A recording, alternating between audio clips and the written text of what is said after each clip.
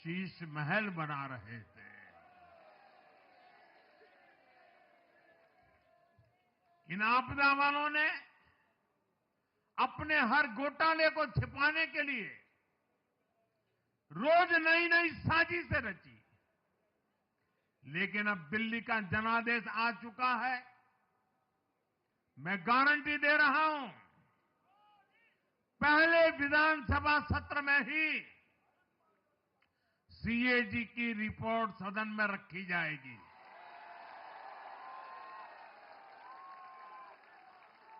भ्रष्टाचार के हर तार की जांच होगी और जिसने भी लूटा है उसको लौटाना पड़ेगा।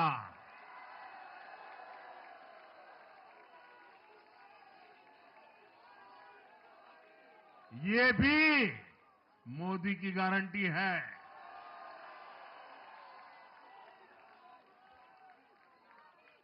साथियों, आज जनता ने फिर एक बार कांग्रेस को कड़ा संदेश दिया है। दिल्ली के चुनाव में कांग्रेस ने जीरो की डबल हैट्रिक लगाई है। देश की राजधानी में देश की सबसे पुरानी पार्टी का लगातार दिल्ली में 6 बार से खाता नहीं खुल रहा है। और ये लोग खुद को पराजय का गोल्ड मेडल देते फिर रहे हैं। सच्चाई ये है कि कांग्रेस पर देश बिल्कुल भरोसा करने के लिए तैयार नहीं है। पिछली बार मैंने कहा था कि कांग्रेस एक परजीवी पार्टी बन चुकी है। ये खुद तो डूबती है, अपने साथियों को भी डुबोती है। साथियों, कांग्रेस एक के बाद एक अपने सहयोगियों को खत्म कर रही है और इनका तरीका भी बड़ा मजेदार है। आज की कांग्रेस अपने सहयोगों की जो भाषा है, जो उनके एजेंडा है, उसी को चुराने में लगी हुई है।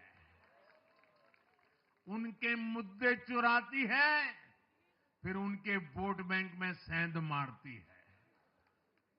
यूपी में कांग्रेस उस वोट बैंक को छीनने की कोशिश कर रही है जिस पर समाजवादी पार्टी और बीएसपी अपना हक मानती थी। मुलायम सिंह जी इसको बराबर समझ गए थे। इसी तरह तमिलनाडु में कांग्रेस आज डीएमके की भाषा डबल जोर से बोलती है। उनको डीएमके के वोटर को लुभाना करके खुद की हैसियत बनानी है। बिहार में भी ये कांग्रेस ही है जो जातिवाद का जहर फैलाकर अपनी सहयोगी आरजेडी का जो पेटेंट है उसी जमीन को खाने में जुट गई है।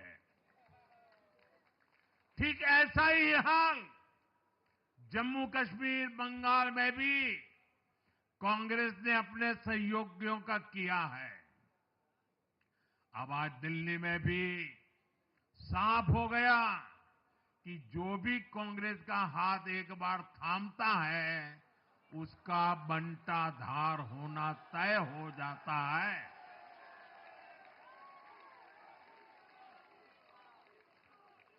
और जो राजनीति का अध्ययन करते हैं उनके लिए मैं आज एक काम छोड़ देता हूं।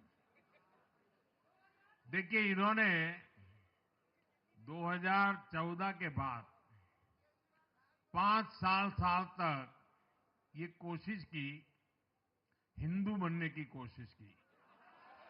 मंदिरों में जाना, मालाएं पहनना, पूजा करना, भांति भांति की कोशिश की। उनको लगा कि ये करेंगे तो बीजेपी की वोट बैंक में हम सेंध मार करके कुछ ले आएंगे, लेकिन उनकी दाल गली नहीं।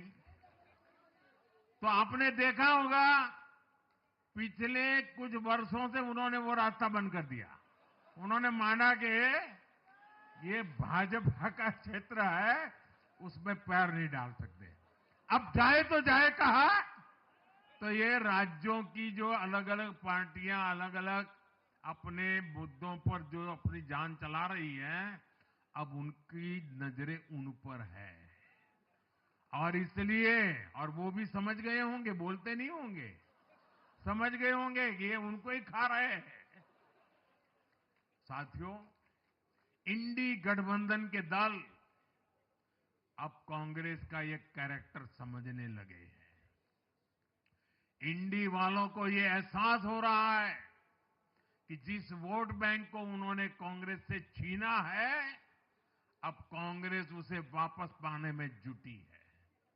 इसलिए दिल्ली में हमने देखा, इंडी के ही दलों ने एकजुट होकर कांग्रेस को हैसियत बताने की कोशिश की, अपने वोट बैंक को रोकने की कोशिश की।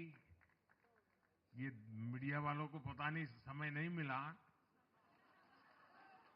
अब तो समय ही समय है उनके पास।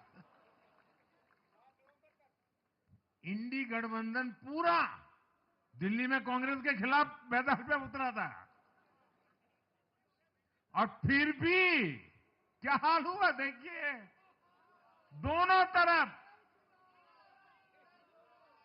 साथियों, वो कांग्रेस को रोकने में तो सफल रहे, लेकिन आपदा को बचाने में कामयाब नहीं हो पाए। साथियों, कांग्रेस का हाथ थामने वाले इसलिए भी बर्बाद हो रहे हैं क्योंकि आज कांग्रेस वो कांग्रेस नहीं है जो आजादी के आंदोलन के समय थी, जो आजादी के बाद कुछ दशकों तक थी। आज वो कांग्रेस नहीं है। आज कांग्रेस देश हित की नहीं, अर्बन नक्सलियों की राजनीति कर रही है। कांग्रेस के नेता जब कहते हैं वो भारत से लड़ रहे हैं, इंडियन स्टेट से लड़ रहे हैं, ये नक्सलियों की भाषा है। ये समाज में, देश में अराजकता लाने की भाषा है। और यहां दिल्ली में तो आपदा भी उसी अर्बन नक्सली सोच को ही आगे बढ़ा रही थी। कांग्रेस की ये अर्बन नक्सली सोच राष्ट्र की उपलब्धियों पर अटैक करती है। ये पूरी दुनिया में अपनी ही सोच का आर्थिक, सामाजिक और राजनीतिक निजाम लाना चाहती है।